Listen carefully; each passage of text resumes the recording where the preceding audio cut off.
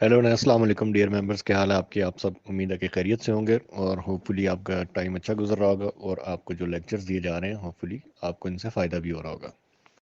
तो हमारा आज का जो लेक्चर है वो जीटीओ सीरीज़ का सेकंड लेक्चर है और इसमें मैं आपको दो आउटडोर टास्क के बारे में बताऊंगा। जो पहले दो आउटडोर टास्क होते हैं, एक तो आपका प्रोग्रेसिव ग्रुप टास्क होता है और दूसरा आपका हाफ ग्रुप टास्क हो सकता है अगर आपकी एसएसबी 3 दिनों में मुकम्मल हो रही हो। अगर आपकी एसएसबी उसी तरह 4 दिनों में मुकम्मल हो रही है, इसमें रिपोर्टिंग डे शामिल नहीं है, उसके अलावा अगर 4 दिनों में मुकम्मल हो रही है तो फिर ये हाफ ग्रुप टास्क आपका नहीं लिया जाता। अच्छा, तो सबसे पहले बात करते हैं प्रोग्रेसिव ग्रुप टास्क की कि ये क्या होता है। जैसे ही आपके इंडोर टास्क खत्म होते हैं तो जीटीओ आपको एक ग्रुप की शक्ल में ड्रेस चेंज करवाने के बाद टास्क एरिया में लेकर जाता है। वो सबसे पहले तमाम टास्क एरिया के बारे में आपको ब्रीफ करता है और वहाँ के रूल्स बताता है, डूज एंड डोंट्स बताता है। उसके बाद वो आपको एक टास्क के पीछे लेकर जाता है जिसमें कुछ आपको सामान भी पड़ा हुआ उससे पहले नजर आता है। वो तमाम ग्रुप को उस टास्क से पहले खड़ा करता है और इसके बारे में ब्रीफ करना शुरू करता है और सबसे पहले ये बताता है कि इस टास्क में कोई भी आपका लीडर या कमांडर नहीं होगा, यानी कि ये लीडरलेस टास्क होगा। इसको आपने एक ग्रुप की शक्ल में ही तीनों स्टेजेस को कंप्लीट करना होगा तो ही ये आपका टास्क कंप्लीट कंसिडर किया जाएगा। अच्छा, तो इसमें सबसे पहले जीटीओ आपको प्रोग्रेसिव ग्रुप टास्क की पहली स्टेज की स्टार्ट लाइन पर लेकर जाता है और तमाम ग्रुप को एक लाइन में खड़ा करके उसके बारे में ब्रीफ करता है और आपको बताता है कि आपने इस स्टेज में कौन से एरियाज़ को यूज़ करना है, कौन से एरियाज़ को यूज़ नहीं करना, यानी कि कौन सी चीज़ें आपके लिए इन बाउंड हैं और कौन सी चीज़ें आपके लिए आउट ऑफ बाउंड हैं। आउट ऑफ बाउंड सतहों को आप इस्तेमाल नहीं कर सकते और कौन सी सतहें ऐसी हैं या सरफेसेस ऐसी हैं जो सिर्फ आप सामान के लिए इस्तेमाल कर सकते हैं, यानी कि आप सामान रख कर उसके ऊपर खुद भी खड़े हो सकते हैं या उसको यूज़ कर सकते हैं। वो आपको बताएगा कि जंपिंग और थ्रोइंग के मुतल्लिक क्या अहकामात हैं, यानी कि जंपिंग और थ्रोइंग अलाउड है या नहीं है। यूजुअली प्रोग्रेसिव ग्रुप टास्क में जंपिंग और थ्रोइंग अलाउड होती है सिवाय बड़े ड्रम के। जो अगर सामान में कोई बड़ा ड्रम है तो उसको थ्रो करने की आपको इजाज़त नहीं होती, बाकी तमाम सामान को आप थ्रो भी कर सकते हैं और इसमें आप जंप भी कर सकते हैं। इसी तरह पहली स्टेज के ऊपर ब्रीफ करने के बाद वो आपको दूसरी स्टेज की स्टार्ट लाइन पर लेकर जाता है और उसी तरह की ब्रीफिंग आपको देता है और आपका तकरीबन वही सामान जो स्टेज 1 का होता है वही आपने लेकर स्टेज 2 पर भी आना होता है। उसके बाद वो आपको स्टेज 3 पर लेकर जाता है। उस स्टेज 3 के मतलब वो आपको तमाम ब्रीफिंग देता है, उसके डूज एंड डोंट्स बताता है और आपको ये बताता है कौन सी सर्विसेज इन बाउंड है, आउट ऑफ बाउंड है और कौन सी सिर्फ सामान के लिए इन बाउंड है और जंपिंग और थ्रोइंग के मतलब क्या हिदायत हैं। इसके बाद वो आपसे पूछता है कि अगर किसी का कोई शक या सवाल है तो वो क्लियर कर सकता है और अगर वो ना हो तो फिर वो आपको बताता है कि जेंटलमैन, आप तमाम लोग पहली स्टेज की स्टार्ट लाइन पर चले जाएं और जैसे ही आप लोग वहां पहुंचेंगे आपके इस टास्क का टाइम शुरू हो जाएगा जो कि 40 मिनट है। यानी कि 40 मिनट्स में आपने वो तीनों स्टेजेस कंप्लीट करनी है अपने तमाम साथियों और सामान के साथ। उसके बाद आपका टास्क का टाइम स्टार्ट हो जाता है। सबसे पहले जो उसमें करने की चीज़ है जो आपको मैं बताने वाला हूँ, ये गौर से सुनिएगा कि आपने उस टास्क को किस तरह करना है और उसमें क्या चीज़ देखी जाती है। मेनली उस टास्क में आपका ग्रुप बिहेवियर देखा जाएगा कि आप ग्रुप के अंदर रहकर किस तरह काम करते हैं और एज ए ग्रुप और एज ए टीम आप किसी भी टास्क या मिशन को किस तरह कंप्लीट करते हैं। तो इसमें सबसे पहले आपको ये करना चाहिए कि आपको आपस में एक मशवरा करना चाहिए, एक मंसूबा बनाना चाहिए और एक प्लान बनाना चाहिए कि आप स्टेज 1 को किस तरह कंप्लीट करेंगे। सबसे पहले सिर्फ आप स्टेज 1 का प्लान बनाएं। स्टेज 2 का प्लान आप तब बनाएं जब आप स्टेज 2 पर पहुंच चुके हों उसकी स्टार्ट लाइन पर, और स्टेज 3 का प्लान आप तब बनाएं जब आप स्टेज 3 की स्टार्ट लाइन पर पहुंच चुके हों। स्टेज 1 का प्लान बनाएं और उसमें देखें कि आप सामान और अपने साथियों को किस तरह से यूज़ करेंगे और किस तरह से उसको अबूर करेंगे स्टेज 1 को, ताकि आपके फाउल भी कम हो और आप वक्त के अंदर उस स्टेज 1 को कंप्लीट कर सकें।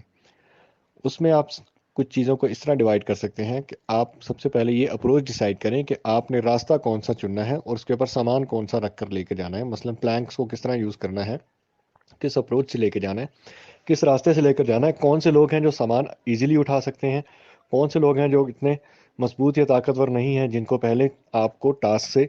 पार करवा लेना चाहिए, और कौन से लोग हैं या कौन से साथी आपके ऐसे हैं जो भारी सामान उठा सकते हैं मसलन ड्रम वगैरह, और कौन से लोग हैं जो जंप कर सकते हैं, नहीं कर सकते। आप इन सब चीज़ों के बारे में एक दूसरे से पूछें और फिर उसके बाद आप उस टास्क को करना शुरू करेंगे। आप उस तरह कोशिश करें कि टास्क को इस तरह कंप्लीट करें कि आप एक टीम की सूरत में उसको कंप्लीट करें और तमाम लोग एक टाइम पर उस टास्क को मुकम्मल कर सकें। صرف ایک دو اگر کینڈیڈیٹ ٹاسک کے اندر کام کرتے رہیں اور باقی لوگ صرف انہیں فالو کرتے رہیں اور اس ٹاسک کو پورا کریں، تو وہ صرف ایک دو ہی آپ میں پرومیننٹ رہیں گے اور ان کی پرفارمنس کو بہتر کنسیڈر کیا جائے گا۔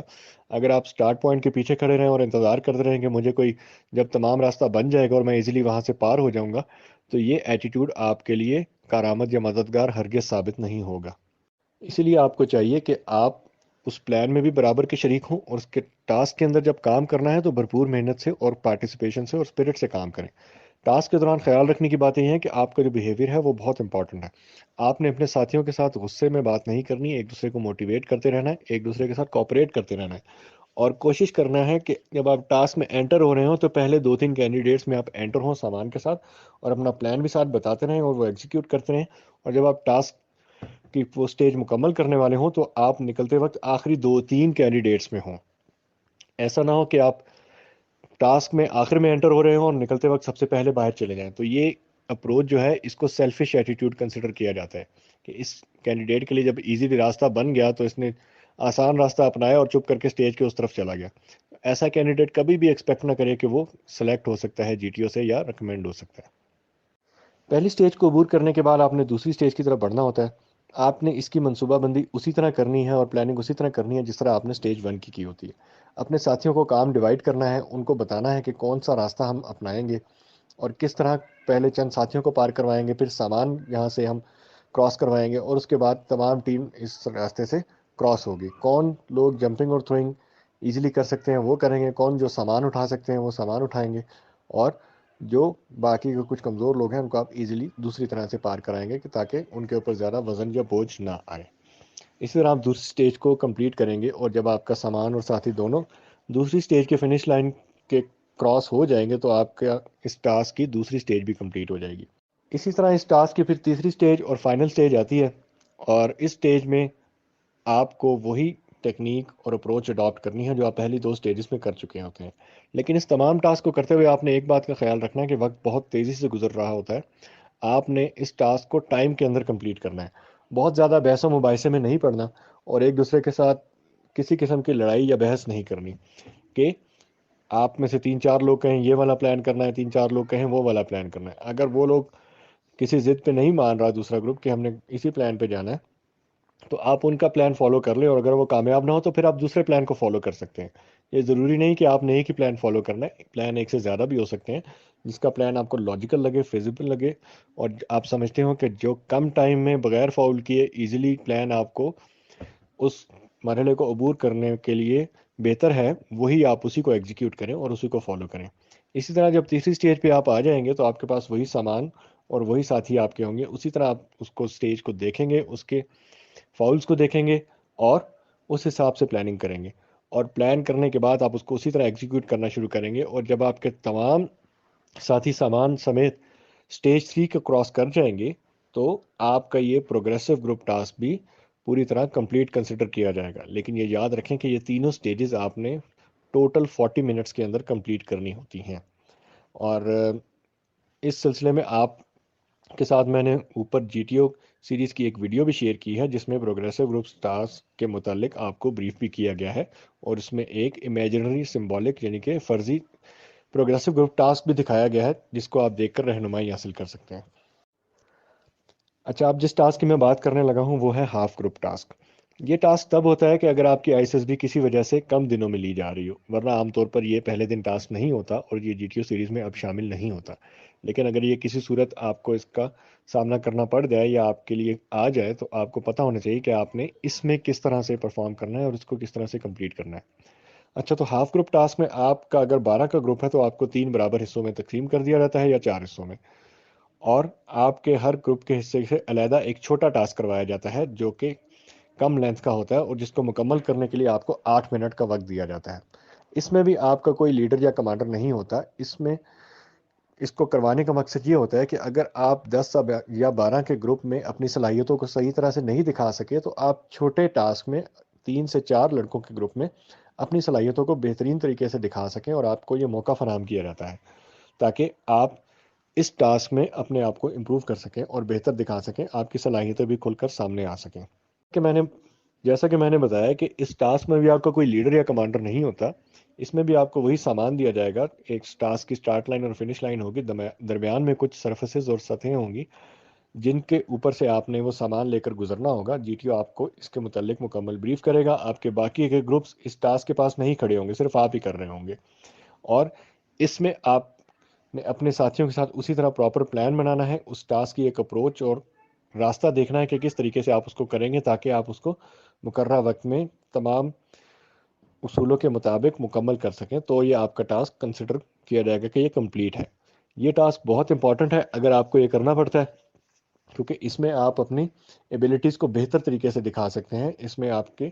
سارے کینڈیڈیٹ جو گروپ کے ہیں وہ شامل نہیں ہوتے، صرف 3 یا 4 لوگ آپ کے ساتھ ہوں گے جن کے ساتھ آپ کو پلان بنانا اور چیزوں کو انڈرسٹینڈ کرنا آسان ہوتا ہے۔